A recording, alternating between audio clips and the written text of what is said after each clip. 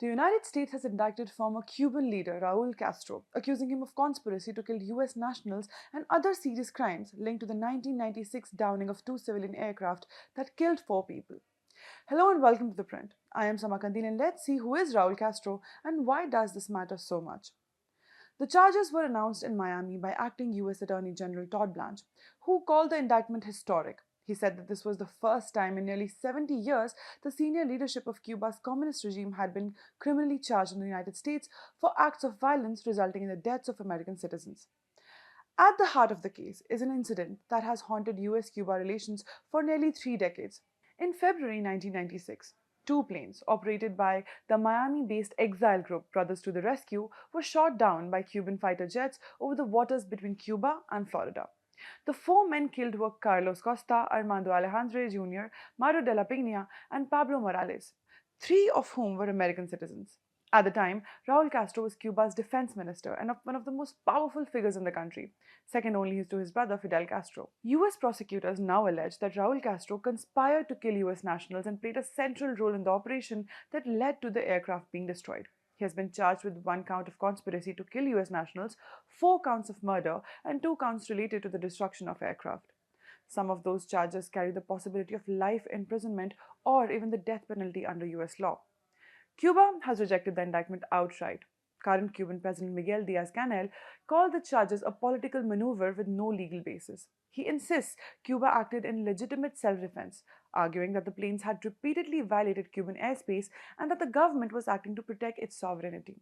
The indictment comes as President Donald Trump sharply escalates pressure on Cuba during his second term in office.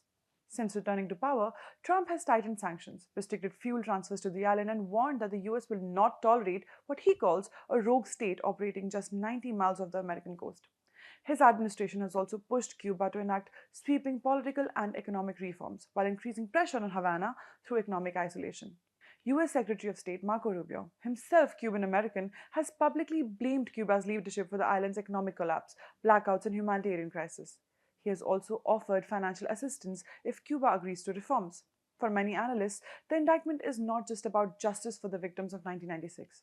It is part of a broader strategy to squeeze Cuba's communist leadership and force political concessions. This mirrors what the Trump administration previously did with Venezuela. In 2020, the US indicted Venezuelan President Nicolas Maduro on narco-terrorism charges.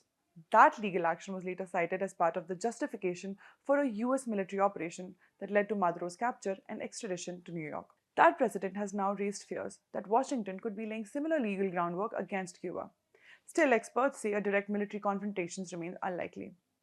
Any conflict could trigger a massive refugee crisis, sending thousands of Cubans towards the United States, something Trump has consistently tried to prevent.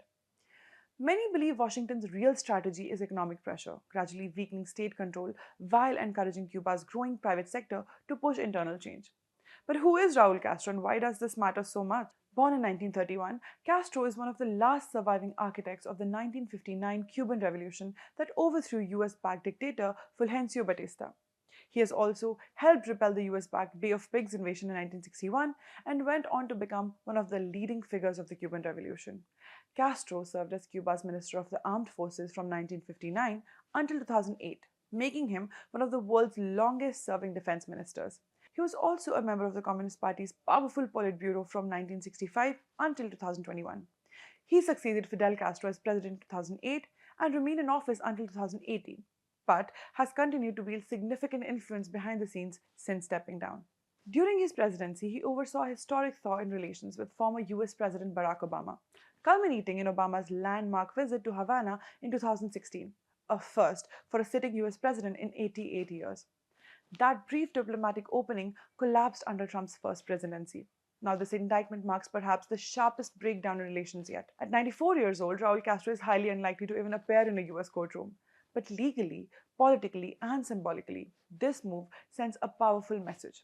For Washington, it signals that the US is willing to criminally pursue even the highest levels of Cuba's revolutionary leadership.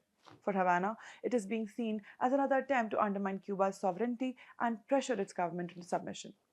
Thank you for watching. For more such content, keep following ThePrint.